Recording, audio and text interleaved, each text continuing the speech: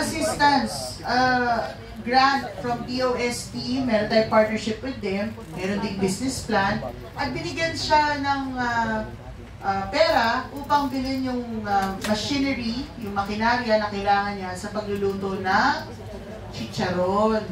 So may iba-ibang, pag uwi nyo ng Pinas, pag nakabakasyon kayo, please bisitahin nyo kami sa Ortigas pa rin, corner EDSA, hanapin niyo yung NRCO, yung integration office natin, makipaghuntahan kayo sa kanila. Actually, plano namin na magkaroon ng reintegration center para pag uuwi kayo, para makikipagtsikahan kayo. Di ba? Okay. Pangalawa, last one hindi lahat naman kayo gusto magnegosyo. Tama? Yung iba, gusto rin maghanap ng trabaho sa Pinas. Baka may trabaho na sa Pinas. Tama? O yun din, kasi may partnership rin tayo with Dole at yung mga iba't ibang peso offices para kung sakasakali, yan, yung mga pinag-aralan ninyo, baka meron na kayong magiging trabaho rin sa Pinas.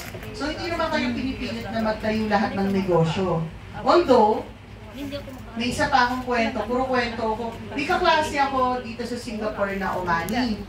Actually, nung nag-present ako sa kanila, pinarrange ko yung heart nila kung sino merong nag-work for them na Filipino or may katrabaho silang Pilipino. Guess what? Lahat sila nagtaas ng kamay. Lahat sila. 14 countries. Okay, sabi nila, we change their lives, the lives of their parents, the lives of their children. So may isang kwento yung umani kong, ano rin siya, deputy minister din siya sa kanilang gobyerno. Merong nagtrabaho sa kanila niya na for 13 years na domestic worker niya. Bumalik na yon sa Pilipinas. At nung bumalik sa Pilipinas, alam mo, nagtayo siya ng Arabic restaurant sa Manila. Tapos pinakita niya sa akin yung pictures sa video. Ang dami ng mga table. Tinuluto niya traditional food na natutunan niya dahil doon siya nagtrabaho sa Oman. Yung anak naman niya, nagtrabaho din para doon sa deputy minister at in-endorse ng deputy minister sa Doha, sa Qatar. At nag-work na siya sa kumpanya doon sa Doha, Qatar. So sabi niya, pag pupunta siyang Pilipinas, pinupuntahan pa rin niya dahil part of their family na. So alam ko, marami ding kwento tayo naririnig ng malulungkot na kwento. Tama? May mga malungkot na kwento. Pero mas marami yung magandang kwento. Kasi minsan pag nung unang beses, para malaman yun, nung unang beses na pumunta si Sectudes dito, di ba, noong September 2022. Ako naman pumunta ng Saudi Arabia para ayusin yung ating relations with them. Nung pumunta ako doon, nagulat ako, halos lahat sila, pinalaki ng Pilipina. Even yung kanilang crown prince, sinabi sa ating mahal na Pangulo, ang second mom niya, yung nagpalaki sa kanya, Pilipina. So nung sinabi nila sa amin na medyo masakit yung iniisip sa amin ng mga Pilipino pag may namamatay sa Saudi, ang iniisip lahat ng Saudi, mamamatay tao o magre-rape, nasasaktan sila. Kasi parang sabi nila, hindi naman namin kontrolado lahat, diba? Meron talagang mga masasamang loob. Parang sabi niya, Yusef, parang sa inyo rin, sa Pilipinas. Diba? Pero masakit sa amin na parang nalilabel kami porque ito yung suot namin, na Arabo kami, na lahat kami gusto rapin kayo or saktan kayo or alam, masasama kaming tao. Sabi niya, lahat kami dito sa room, kaya ganito kami sa'yo na Filipina ka, babae ka, kaya ganito kami ka-comfortable with you, kausap at respeto, kasi lahat kami nang nagpalaki sa amin, Pilipino. Yung mga anak namin, ang nag-aalaga, Pilipino. Diba? So, doon ko na-realize na parang, oo nga, no, pag alam mo sa Pilipinas, diba, ang iniisip ng iba, basta, ano mo yun, lahat sila masama. Parang ang ayaw pag lagi rin sinasabi ng boss ni, ang aking best friend, si Admin Arnel, lagi yung sinasabi, bakit yung iba, feeling nila laging kawawa yung OFL? Hindi tayo kawawa, Hindi kawawa Pilipino, Oo, nagsasakripisyo tayo. Pero huwag natin isipin na kawawa tayo, Pag ginawa nila tayo, kawawa sila. Baka si Minda, tinuloy na ako. Sige, talong ka. Naku yun, naku si Lola. De, joke lang. Ibig sabihin ko, hindi tayo kawawa as a nation. Bakit tayo hindi kawawa? Eh, kung wala tayo, ano mangyayari sa kanila? Tama? Yes. Ha? Sila kawawa. Yung mentality natin, di ba?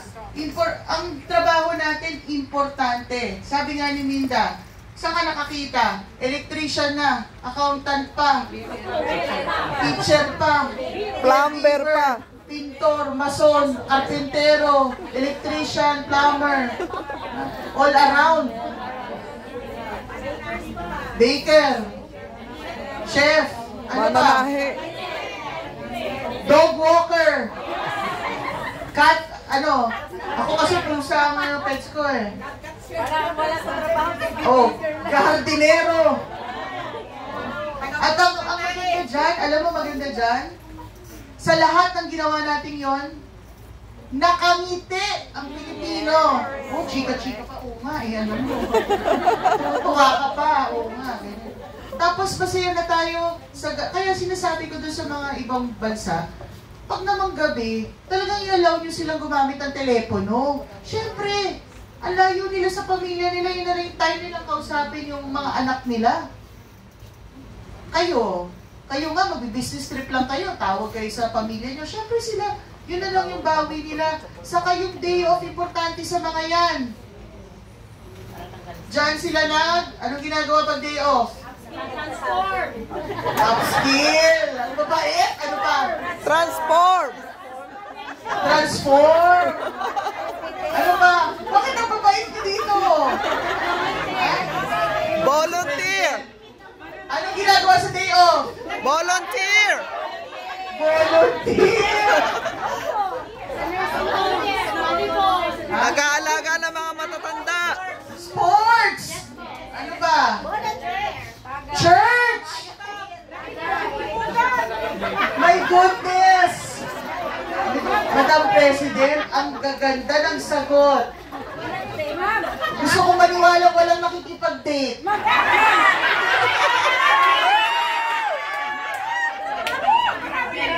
Attorney, after this kamustahan, kamustahin natin po sila kung nasaan sila pupunta. After volunteer, ang iba nagtatagay. Tagay. Hindi, okay lang yan kasi you need to distress, di ba? You have fun. Please, importante yan sa mental health ninyo. Tama? Guys, importante sa mental health nyo itong mga ganito. Usapan natin, mga loko-lokohan natin, di ba? Konting tagay, konti lang, di ba? Kain-kain, ganyan. Date, o sige. Walang mamaya andyan na yung kabantay ko, Ha? Nadadala po yung mga matitino minsan. Na ano? Bakit ba? Kasi maraming mga nagdadamay daw. Ah, nadadama? Oo, kasi may mga nagbabartagulan ng dahil sa mga lalaki, sa mga isip po. Di ba meron kayo mga, ay, by the way, ang ganda ng ni-raise mo. Bartagulan na, ano, sa utang. Yan, gusto kong pag-usapan yung utang. Oh. Ano?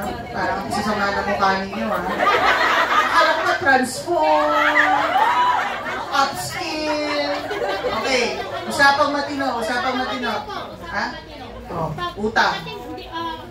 Pwera utang muna. O, si Minda muna, si Minda. Ako muna. Pagdating po ng okay, Oh. kami po, sasabihin ko, kami po ay nagtra-transform. Hindi po kami si Inday. Ang iba po dyan, rampadora,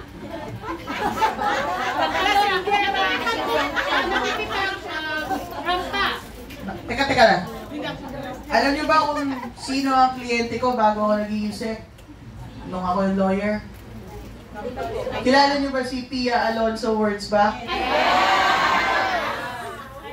Ako lawyer ng Miss Universe Philippines. Saka ako lawyer ni Pia Alonso Wurzbach. Ay, may wala. Oh, so rampadora, may ganyan kayo. Oh. Sa akin po kasi nagbabalibol, Okay. nagpo-volunteer, CDA, sa waterways, lahat-lahat. Dahil ko, busy sa pag-aaral, so medyo naalis po yun. About to sa utang, ang lagi ko pong sinasabi sa mga kaibigan ko, bumili ng alahas. Mag-invest kayo Hindi kasi... ka naman nagbebenta. Ay, hindi po. Hindi po. Hindi po. Kasi po, mahirap po umutang sa kaibigan or baka makautang ka pa sa utang. Maswerte po tayo kung makakahiram tayo sa amo. Okay, thank you, Binda. Alam mo, wala pa ako sa DMW. I go to Singapore 3-4 times a year. And before, I used to be, yung aware ako would be the E-Pass holders and the S-Pass holders from the Philippines. And I know na malaki yung ano dito na nagpapautang sila based on your past, tama? Minsan ayaw mo naman umutang, pinapautang ka. Okay. Please, meron kami mga financial literacy programs. Please makinig kayo. Kasi pinaghihirapan niyo yung pera, huwag niyong wawaldasin sa mali. Okay, for example, ako, pet peeve ko to talaga, sasabihin ko na. Hindi porket may panghulog kayo buwan-buwan, ibig sabihin is dapat nyo nang bilhin yung isang bagay. Correct. Kasi mamaya, yung hinuhulugan nyo interest, hindi pala kayo nakakabawas sa principal. So forever na kayong magbabayad. Eh di ba wala nang forever? Ang meron together. So, Proud entrepreneur. Marami mga so negosyo financial literacy program yung fino-focusan namin ngayon. Kasi kung hindi namin siya focusan, ano yun, magtatrabaho lang kayo forever. Siyempre gusto nyo rin naman na mag-improve yung buhay, di ba? Lahat tayo gusto yun. So, please, ingatan yung pera nyo, no to loan sharks. Okay? Ano pa pong concern? Yan sa Singapore, loan sharks, nako. Ang dami yan dito. Pati mga Pilipino. Tapos siya sa among hourly pieces. Loan shark involving 100%. Can I talk about last na to? Can I talk about pension? Yes. Okay. Matutuwa si Jay sa sasabihin ko. Ito seryosong usapan. Kailangan lahat makinig. Pati kaming mga taga-MWO. Alam niyo, bago po, ang background ko talaga finance. So, nakipag-usap tayo sa SSS. Eh, medyo prangka ako. Nakita niyo naman. Parang, kung ano yung mga lumang problema na ng OFW, ako kasi nang paulit-ulit, yung pa rin problema, 3 dekada na, yung pa rin problema natin. Di ba? Kailangan solusyonan na. Okay, nakipag-usap tayo sa SSS. Una-una sa lahat, pwede bang ipagkalat nyo to, ang OWA ay hindi pensyon? Ha? Kasi marami, naku, nagbigay ako sa OWA. Dapat pag uwi ko, may pension ako. Guys, ang binigay mo lang 3016. 3016 ng 24 months. Ha? Alam nyo, ang pension, may contribution, ang tao, tayo, may binabawas, at merong contribution na katapat nun ang gobyerno. Kasi kung pera lang natin, ay kulang yun. Tama? So, ang OWA, hindi siya pensyon. Welfare fund siya. Pag may nangyari sa inyo, OWA, di ba? Ticket, ganyan, tulong, o scholarship, o programa. Hindi pensyon. Ano ang pensyon? SSS. Sa aming mga sa gobyerno, GSIS. Huwag kayo magre-reklamo ho. Ito na, so pinraka ko yung SSS. Alam niyo ho, kasi diskumpiyado kami sa SSS, yung mga OFW. O, totoo yan, di ba? So, kailangan po i-regain natin yung trust ng OFW. Okay. Ngayon, pinapad ko sila. Aba ho, ang sweldo ng OFW, ganito lang. Baka akala nyo, milyon-milyon sweldo niyan. Hindi ho yan makakapag-contribute ng ganon-ganon. Tama? Okay. Sige, Yusek. Gagawa tayo ng programa, baguhin natin para mas madali magpensyon ang OFW. Siyempre, ang konsepto ng pensyon, mas malaki ang ipon mo, mas malaki ang pension mo. O, may mandatory kaming pension. Alam nyo, sa totoo lang, ayoko na nga mag-contribute dahil napakalaki.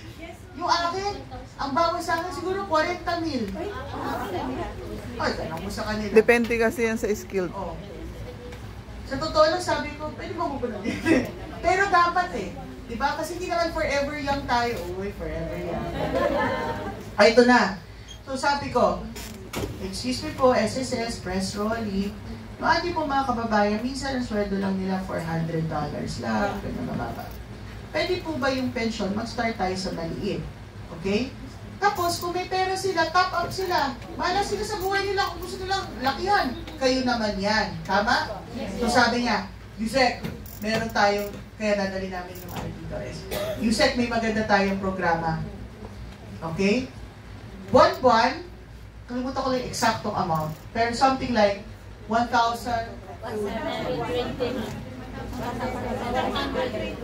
1,200 pesos.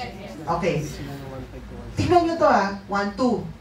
Oh. Para maging qualified sa pensyon, kailangan 10 taon mag-contribute ang 1,2. So, 1,2 calculator. Lalabas natin, calculator. Calculator lahat. Para makita nyo. 1,2 times 120. Oh, kasi 12 months in 10 years. Oh, 1,2 times 120. 144,000, 10 years. Yun lang ang iipunin nyo. Basic. Basic. Anything on top of that, dagdag na. Anong kapalit niyan? Pag pension years nyo na, yung 1,2 na kinontribute nyo, times 4 ang pension nyo. Saan ka pa? Hindi lang yun. May death benefits, may kung ano. Di ba, SSS yun eh. Kung ano nung benefit. So, ang sinasabi ng magagaling na mga OFW kung kausap sa Middle East. Yung say, pwede bang isang baksakan na yung 144? Ano ba? Sabi, gugulo rin ang OFW. Sabi ko, teka muna, akala ko ba wala kayong pera, bakit isang baksakan? Hindi. Makinig kayo sa akin. Hindi nyo to. Makinig kayo, guys. Makinig kayo. Please. What is 1,2 sa inyo?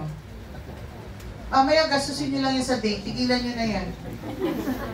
1,2, kung ano man yung exactong amount, alam na yun ng SSS, ihulog nyo na isang buwan. And ito tip ko, pagbalik nyo ng Pilipinas, bayaran nyo pa rin yung 1,2. 1,2, 1,2. Kailangan 1,2. 1,2. Hindi para sa anak nyo, hindi para sa asawa nyo. Please, 1,2 para sa inyo. Naintindihan tayo? Hindi naman pwedeng tibrabaho nyo yung buong buwan, wala man lang ibigay sa inyo kung hindi yung lipstick nyo at saka yung ano mang pang 1,2. Hiling ko lang 1,2. Bakit? Ito ang kapalit ng 1,2. Yung 1,2 nyo, tatapapan ng gobyerno ng 3 times nun. Yun ang pension nyo. Wow. Dapat ako yung spokesperson ng SSS. Press rolling. Ibig sabihin nyo, hindi kayo mahal ng gobyerno. Mahal kayo. 1,2 nga lang i-contribute nyo eh. Amin na yung 3,600 eh. Ayaw nyo pa nun? O, ngayon, ilagay niyo yung 1,2 nyo sa ilalim ng kama nyo. Ilagay niyo yung 1,2 nyo sa bangko. Never yan magiging kasing laki ng ibibigay sa inyo ng gobyernong ito. Top up kung ganyan sabihin, Yusek, mas medyo malaki sweldo ko, hindi lang 1,2 pwede bibigay. Eh, di maganda! Bigay mo 5,000! Isang buwan! Hindi, kumari. Bigay nyo 5,000, bigay nyo isang buwan. Tama? O, 5,000. O, mas malaki ang pension. So ang sinasabi natin ganito, wala nang dahilan ang OFW na hindi magka-pensyon. Bakit? 1,2 lang yan. Pesos yan ha, isang buwan. Makakalusin. 1,200 pesos. Hindi para sa, ulitin ko, hindi para sa pamilya nyo, hindi sa anak nyo, kundi doon sa panahon na matanda na kayo at hindi kayo padadala ng pera ng anak nyo. Oh, bakit? Meron kayong pera kahit paano. Diba? Meron kayong pensyon. So, sino na ang may SSS? Sino ang itutuloy ang SSS? Tutuloy. Lahat kami. Tuloy. Tuloy. Tuloy, tuloy.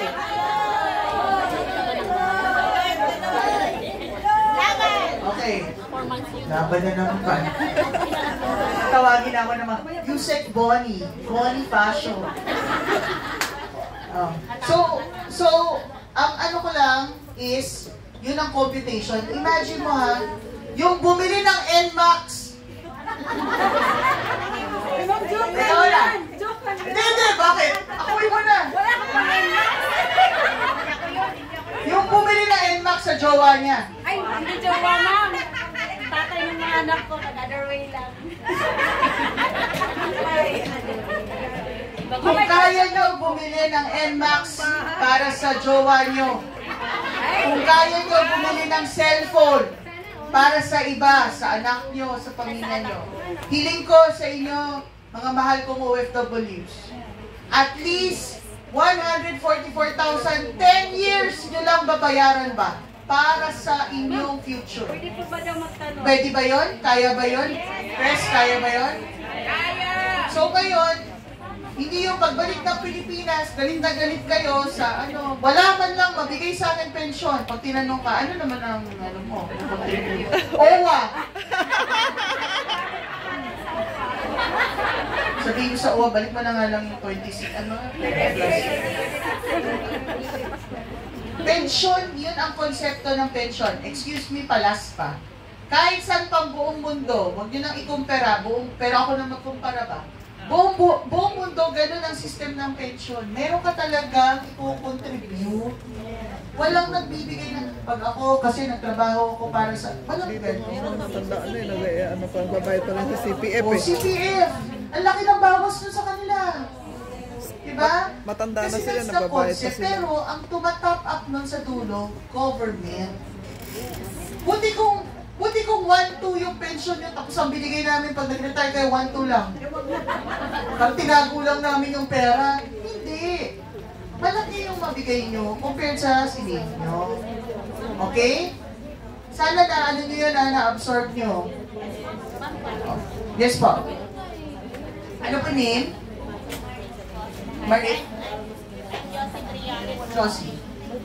Pakinggan natin si Ma'am Josie. Tanong lang po about sa SS kasi nag-work po ako sa company sa Pilipinas 15 years.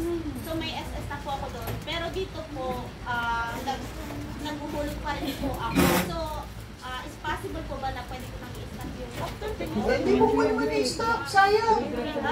Pwede mo naman siyang hulugan. Counted yun, ma'am. Oo. Plus yun eh, kahit naman 10 years. Minimum. Ma'am, counted yun. So pag nag-retire ka, mas maganda pension mo. Ibig sabihin lang yun, Yung sinabi ko kanina is for OFW. Yung pension sa Pilipinas, tandaan nyo, employee-employer share yun, di ba? So nung nasa kumpanya ka, may bawas sa sweldo mo, pero may contribution din yung employer mo. Kaya malaki yung ano mo, contribution mo dati. Tapos no, isa pa po, sa benefits naman po, kasi that time, okay pa po yung relasyon ko sa asawa ko. So, still na atin pa rin po siya sa benefits. Pwede ko po ba siyang i-ring? Pwede. Pwede! Update mo lang yun sa ano? update mo lang yun. Beneficiary kasi yun eh. Ina-update yun. Saan ka ba doon? Ako,